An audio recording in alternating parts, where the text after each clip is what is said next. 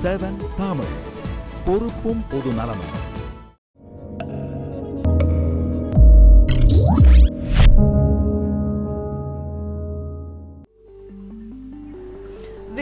வரவேற்பது நான் சோனியா மற்றும் நான் தேவேந்திரன். தேவேந்திரன், அதாவது டெல்லியில் கடந்த 2012ஆம் ஆண்டு டிசம்பர் 16ஆம் தேதி நடந்த அந்த நிர்பயா தொடர்பான ஒரு ஆவணப்படத்தை பிபிசி தொலைக்காட்சி தயாரித்திருந்தது. இது வருகிற மார்ச் 8ஆம் தேதி அன்று ஒளிபரப்புதா இருந்தது. இந்த நிலையில் நேற்று அந்த ஆவணப்படம் பிபிசியில் ஒளிபரப்பப்பட்டது. அது இங்கிலாந்து போன்ற நாடுகளில் ஒளிபரப்பப்பட்டது. இந்த நிலையில் அதற்கான கடும் எதிர்ப்புகள் இந்தியாவில் எழுந்துள்ளன. நேற்று பாராளுமன்றத்தில் கூட அதற்கான பிரச்சனைகள் கிளப்பப்பட்டன. இந்த நிலையில் இந்தியாவில் அதற்கான தடை விதிக்கப்படும் என்று கூட சொல்லப்பட்டிருந்த நிலையில் அது ஒளிபரப்பப்பட்டது. ஆமாம் தேவேந்திரன், இது தொடர்பாக நம்முடன் பேசுவதற்காக நம்முடைய அரங்கத்திற்கு பாரதிய ஜனதா கட்சியை சேர்ந்த சுப்பிரமணியம் பாலாஜி அவர்கள் வந்திருக்காங்க. அது மட்டும் இல்லாமல் ஞானி, அதாவது மூத்த பத்திரிகையாளர் ஞானி அவர்களும் நம்மோடு இணைவிருக்கிறார். மேலும் கோவையிலிருந்து ராதிகா இந்திய ஜனநாயக மாதர் சங்கம் மாநில செயலாளர் அவர்களும் நம்மோடு இணைந்து இது குறித்து விரிவாக பேசுவதாக இருக்கிறார்கள்.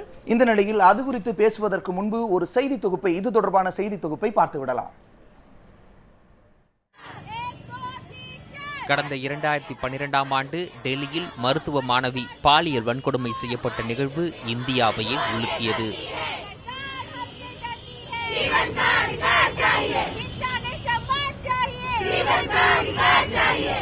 இந்த சம்பவத்தை மையமாக வைத்து இந்தியாவின் மகள் என்ற ஆவணப்படத்தை இங்கிலாந்தை சேர்ந்த லெஸ்லி உட்வின் என்ற பெண் இயக்குனர் உருவாக்கியுள்ளார். டெல்லி பாலியல் வன்கொடுமை வழக்கில் குற்றவாளிகளில் ஒருவரான முகேஷின் நேர்காணல் இந்த ஆவணப்படத்தில் இடம்பெற்றிருக்கும் செய்தி வெளியானதை தொடர்ந்து அதற்கு எதிராக போராட்டங்கள் நடத்தப்பட்டன. இந்தியாவின் மீது தவறான கண்ணோட்டத்தை ஏற்படுத்தும் நோக்கத்துடனான காட்சிகள் இடம்பெற்றுள்ளதாகவும், ஆகவே இந்த ஆவணப்படத்திற்கு தடை விதிக்க வேண்டும் எனவும் போராட்டக்காரர்கள் வலியுறுத்தினர். இதனைத் தொடர்ந்து இந்த ஆவணப்படத்திற்கு மத்திய அரசு தடை விதித்துள்ளது. ஆனால் மத்திய அரசின் இந்த நடவடிக்கைக்கு எதிர்ப்புகளும் கிளம்பியுள்ளன.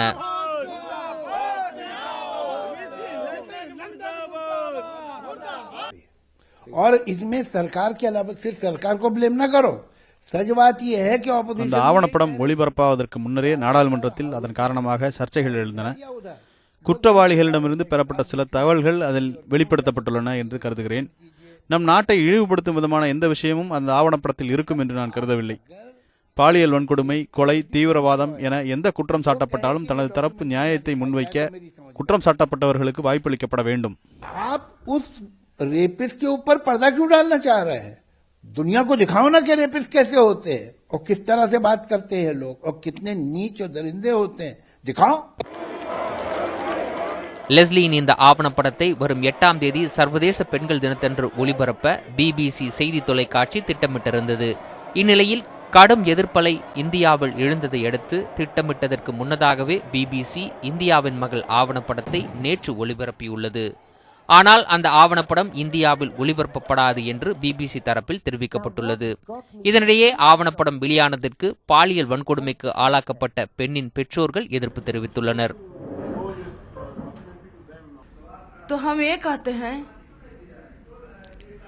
எனது மகள் இறந்துவிட்டால் எனது மகள் பற்றி எல்லா இடங்களிலும் பேசப்படுகிறது. இதனால் எங்களுக்கு என்ன கிடைக்கப் போகிறது? என் மகள் இறந்து 4 வருடம் கிட்டத்தட்ட ஆகிவிட்டது. எங்கள் வீட்டில் உறவினர் வீடுகளில் சமைக்கவில்லை, சாப்பிடவும் இல்லை. ஆனால் என் மகள் பற்றி செய்தி பேப்பர்களில் எழுதப்படுகிறது.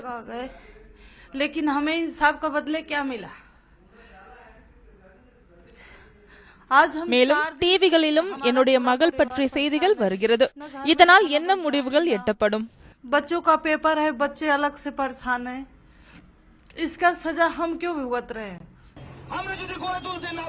இந்தியாவில் சர்ச்சையை கிளப்பியுள்ள இந்த ஆவணப்படத்தை தயாரித்துள்ள லெஸ்லிக்கு எதிராகவும் நடவடிக்கை எடுக்க மத்திய உள்துறை அமைச்சகம் திட்டமிட்டு வருவதாக கூறப்படுகின்றது. ரமேஷ், நியூஸ் 7 தமிழ்.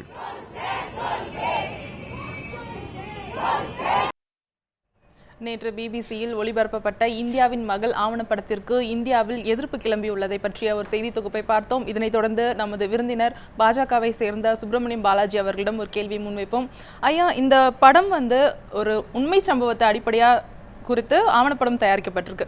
இதற்கு இந்தியாவில் தடை என்பதை நீங்க எந்த மாதிரியா இதை பார்க்குறீங்க? நீங்க அதாவது பாலியல் வன்கொடுமைக்கு அதுவும் இந்த நிர்பயா விஷயத்தில் இந்தியாவில் வந்து ஒரு மிகப்பெரிய ஒரு இயக்கமே எழுந்திருக்கு. இந்திய பெண்கள் அனைவருமே, இந்திய மக்கள் அனைவரும், குறிப்பாக இந்திய பெண்கள் அனைவருமே இதில் வந்து ஒரு நிறைய ஈடுபாடை காமிச்சிருக்காங்க. இந்த கொடுமையை வந்து எல்லாருமே புரிஞ்சிருக்காங்க. அதில் வந்து வெந்த புண்ணில் வேல் பாய்ச்சுற மாதிரி பிபிசி வந்து அந்த தயாரிப்பாளர், நான் வந்து இது ஒரு ஆராய்ச்சிக்காக தான் அவரை பேட்டி காண்றேன் அப்படின்னு சொல்லிட்டு, அதாவது ஏதோ ஒரு மனோதத்துவ ரீதியாக உளவியல் ரீதியாக அவர் ஏதோ ஆராய்ச்சி செய்கிறேன் அப்படிங்கிற மாதிரி போய் சிறை விதிகளை மீறி, அதாவது அவர் சொன்ன ஆராய்ச்சினா சிறை விதிகளுக்கு உட்பட்டது எடுத்துட்டு வணிக ரீதியாக அதை வந்து உபயோகப்படுத்த மாட்டேன்னு சொல்லிட்டு, இப்போ பிபிசிங்கிறது வந்து ஒரு வணிக நிறுவனம், அது செய்தி நிறுவனமாக இருந்தாலும் அது வணிகத்திற்காக செய்யப்படுகிற நிறுவனம் தான். அதில் போய் இதை வந்து சேர்த்து அதை உலகளாவிய வகையில் இந்தியாவை அவமதிக்கிற மாதிரி, இந்தியாவின் பெண்கள் அப்படிங்கிற மாதிரி, இந்தியாவின் மகள் அப்படிங்கிற மாதிரி பேரை போட்டு, இந்த ஐரோப்பாக்காரங்களுக்கும் வெள்ளைக்காரங்களுக்கும் எப்போவுமே ஆப்பிரிக்க மக்கள், இந்திய மக்கள்னால் வந்து அவங்களுக்கு வந்து ஒரு இலக்காரம் தான். அந்த அடிப்படையில் தான் இந்த டாக்குமெண்ட்ரி எடுத்திருக்காங்க. பாராளுமன்றத்தில் இதனால் வந்து மிகப்பெரிய ஒரு கொந்தளிப்பு ஏற்பட்டு மத்திய அரசு வந்து கரெக்டான முடிவு எடுத்திருக்காங்க. மிக சிறந்த முடிவு, இந்த படத்தை வந்து இந்தியாவில் தடை செய்யணும் அப்படின்னு சொல்லிட்டு. இது வந்து மிக சரியான முடிவு தான்.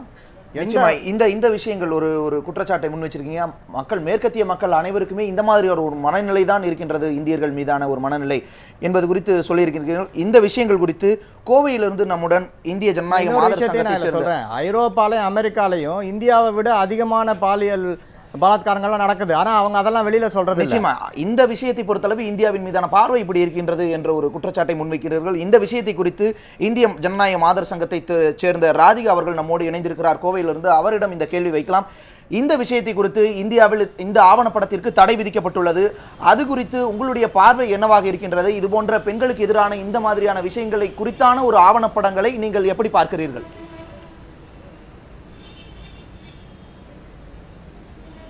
அதாவது இந்தியாவில் இந்த படத்திற்கு தடை என்பது சொல்லியிருந்தாலும் கூட இன்றைக்கு இணையதளத்தின் வழியாக இந்த படம் வந்து அநேகமாக எல்லா வீடுகளிலுமே போய் சேர்ந்துருச்சு. அந்த விஷயத்தை வந்து நாம் பார்க்க வேண்டியது இருக்குது. பெண்கள் மீதான வன்முறைக்கு மீண்டும் மீண்டும் பெண்களே தான் காரணம் அப்படிங்கிற மாதிரியான ஒரு படம் தான் இந்த படம் அப்படிங்கிறத வந்து நாங்கள் வந்து மீண்டும் வந்து வலியுறுத்த விரும்புகிறோம்.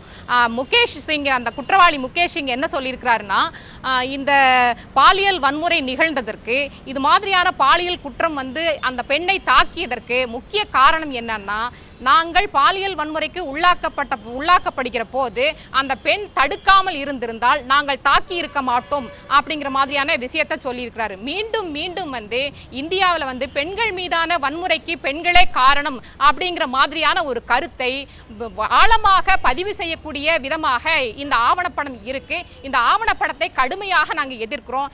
நேற்று வந்து பாராளுமன்றத்தில் வந்து அமைச்சர் வந்து இந்த படம் வந்து தடை செய்யப்படும் என்று சொல்லி இருந்தாலும் கூட அநேகமாக இன்று இந்தியாவில் இணையதளத்தின் வழியாக எல்லா இடங்களிலும் இந்த படம் என்பது வந்துருச்சு அப்படிங்கிறத இந்த நேரத்தில் வந்து சொல்ல விரும்புகிறேன். கட்டாயமாக இதை வந்து கண்டனத்திற்கு உரிய ஒரு விஷயமாக அனைத்து இந்திய ஜனநாயக மாதர் சங்கம் பார்க்குது.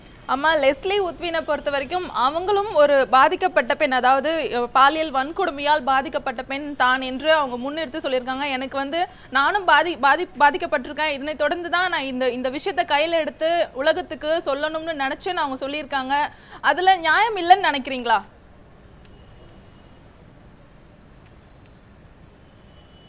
இதில் அது வந்து அவங்களுடைய சுதந்திரமாக இருந்தாலும் கூட இதில் சொல்லி இருக்கக்கூடிய பல விஷயங்கள் பெண்களுக்கு எதிரான விஷயமாக இருக்குது. குறிப்பாக பார்த்தீங்கன்னா, இந்த குற்றவாளிகளுக்காக வாதாடிய வழக்கறிஞர்கள் சொல்லி இருக்கக்கூடிய விஷயம், என்னுடைய வீட்டில் என்னுடைய குடும்பத்தில் இருக்கக்கூடிய ஒரு பெண்ணுக்கோ ஒரு தங்கைக்கோ இது மாதிரியான சூழல் நிகழ்ந்திருந்தால் நான் பெட்ரோலை விட்டு வந்து கொளுத்தி இருப்பேன்னு சொல்றாரு.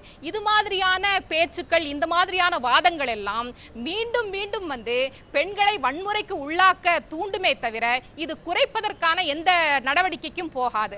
ஆகவே இந்த மாதிரியான ஆவணப்படங்கள் எடுக்கிற போது இதை கொஞ்சம் யோசிச்சு, அதே மாதிரி இது வந்து சமூகத்தில் வந்து எதிர்வினைகளை ஏற்படுத்தும் அப்படிங்கிற கருத்தோட இந்த மாதிரியான ஆவணப்படங்கள் எடுக்கணும் அப்படிங்கிறது தான்.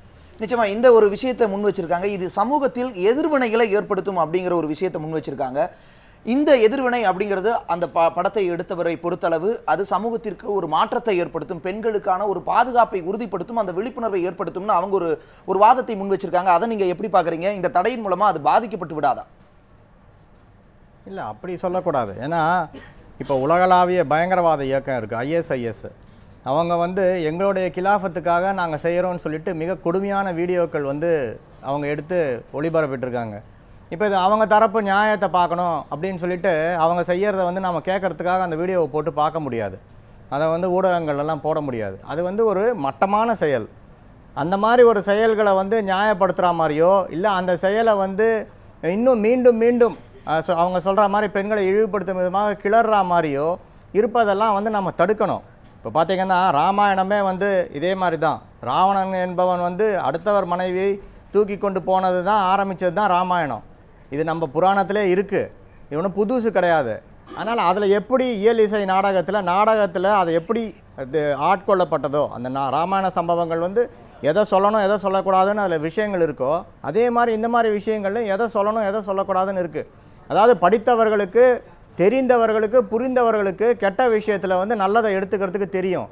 ஆனால் ஒரு சாதாரண மக்களுக்கோ இல்லை இந்த மாதிரி பாலியல் விஷயங்கள் பேசும்போது அதனால் வந்து ஒரு கிளர்ச்சி ஏற்படுத்தக்கூடிய ஒரு இளைஞர்களுக்கோ ஒரு கொஞ்சம் படிப்பு கொஞ்சம் சாதாரணமாக இருக்கிறவங்களுக்கோ அதில் வந்து ஒரு தங்களுக்கு வந்து ஒரு ஆசை ஏற்படுத்தக்கூடிய மாதிரி ஒரு இருக்கிறவங்களுக்கோ இந்த மாதிரி விஷயங்கள் பேசும்போது அவங்களுக்கு எண்ணங்கள் தவறான எண்ணங்கள் இன்னும் அதிகமாகும். இப்போ நீங்கள் இந்த விஷயத்திலே பார்த்தீங்கன்னா இவங்க வந்து அந்த செயலை வந்து நியாயப்படுத்துகிற மாதிரி பேசியிருக்காரு அந்த முகேஷ்லாம். இதெல்லாம் வந்து கேவலமான செயல்கள். இதை வந்து மீண்டும் மீண்டும் வந்து சொல்லக்கூடாது. இது வந்து இளைஞர்களிடையே தவறான செய்தியை தான் பரப்பும். அதனால் எதை சொல்லணும் எதை சொல்லக்கூடாதுங்கிறதுக்கு வந்து மீடியாவுக்கும் ஒரு தர்மம் இருக்கணும். அதை வந்து அந்த பிபிசி பெண் நிருபர் மீறிட்டாங்க. நிச்சயமா இப்போ நீங்க லெஸ்லி உத்வின் பத்தி நீங்க சில குற்றச்சாட்டுகள் முன்வைக்கிறீங்க. இந்த நேரத்துல லெஸ்லி உத்வின் யார், அவர் பற்றிய விஷயங்களை இப்போ நம்ம பேக்கேஜா பார்ப்போம். இங்கிலாந்தின் பெர்மிங்காம் நகரில் பிறந்த லெஸ்லி ஒரு நடிகையாக கலையுலகத்திற்குள் நுழைந்தார். 1990 வெளியான துருக்கி அரசாங்கத்தின் மனித உரிமை மீறல்களையும் துருக்கி சிறைகளின் மோசமான நிலையையும் படம் பிடித்து காட்டிய ஃபர்காட்டன் பிரிசனர்ஸ் என்ற தொலைக்காட்சி தொடர் உட்பட பல தொடர்களில் லெஸ்லி நடித்துள்ளார். தான் குடியிருந்த வீட்டை விலைக்கு வாங்கிய மாஃபியா கும்பல் தலைவனை எதிர்த்து நிஜ வாழ்க்கையில் லெஸ்லி நடத்திய போராட்டமே அவரை ஆவணப்படங்கள் தயாரிப்பதற்கு உந்தியதாக பிரிட்டனைச் சேர்ந்த Film 4 என்ற இதழுக்கு அளித்த பேட்டியில் அவர் தெரிவித்துள்ளார். நான் பாலியல் வன்கொடுமைக்கு உள்ளாக்கப்பட்டவள். நான் இதை மிக முக்கியமாக இங்கு பதிவு செய்ய விரும்புகிறேன். இதை நான் பதிவு செய்வதன் மூலம் இதனால் எனக்கு எந்த தலைகுனிவும் இல்லை. இதற்காக தலைகுனிய வேண்டியது வன்கொடுமை செய்பவர்கள்தான்.